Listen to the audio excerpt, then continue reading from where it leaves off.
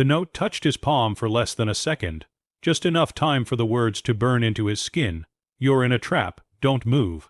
For a man who owned private jets and boardrooms full of power, this should have been laughable. Billionaires weren't the ones who got warned by waitresses. They were the ones who did the warning. But as the woman walked away, apron tied too tight, hands shaking just enough to notice, something in her eyes told him this wasn't a joke, and the story reminds us that kindness still matters. Ethan Cole hadn't come to the restaurant to impress anyone. No entourage, no assistant, just a quiet table near the window and a rare moment to breathe. He liked places like this, ordinary, human, untouched by the noise of his world. The waitress returned with his water, offering a soft smile that didn't quite reach her eyes. When she set the glass down, her fingers lingered, sliding the folded napkin toward him as if by accident. That was the moment. Ethan didn't react. Years of discipline kept his face calm, his posture loose. He unfolded the napkin slowly beneath the table, 3 words, sharp, urgent. Across the room, he finally noticed what she had noticed first. 2 men pretending not to watch him, one by the bar, one near the exit. Both too still, too alert.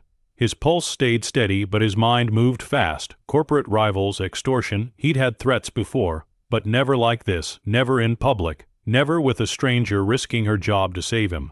The waitress passed again, refilling another table. This time, she whispered without turning her head. "They're not here to scare you," she said quietly. "They're here to make it look like an accident." That was the twist. Ethan felt something he hadn't felt in years. Not fear, but recognition.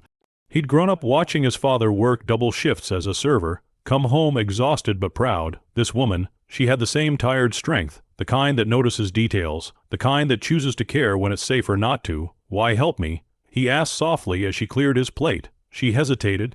Then, honest and simple, "Because no one warned my brother." She walked away before he could say anything else. The tension thickened, the men began moving closer, the exit felt farther. The restaurant noise blurred into a low hum. Then Ethan did something no one expected. He stood up, not to run, but to thank her.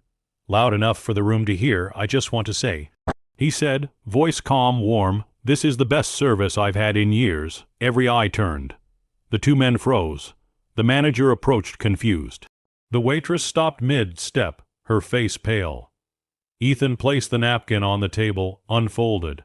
"I think your staff just saved my life." Within minutes, security arrived. Real security. Not the kind pretending to drink at the bar. The men were escorted out, their plans unraveled by a folded piece of paper and a brave heart. Later, as the restaurant settled back into its rhythm, Ethan waited near the kitchen. "Thank you," he said when she finally looked at him. "You didn't have to do that." She shrugged, eyes wet. "Someone had to." He left a tip that changed her year.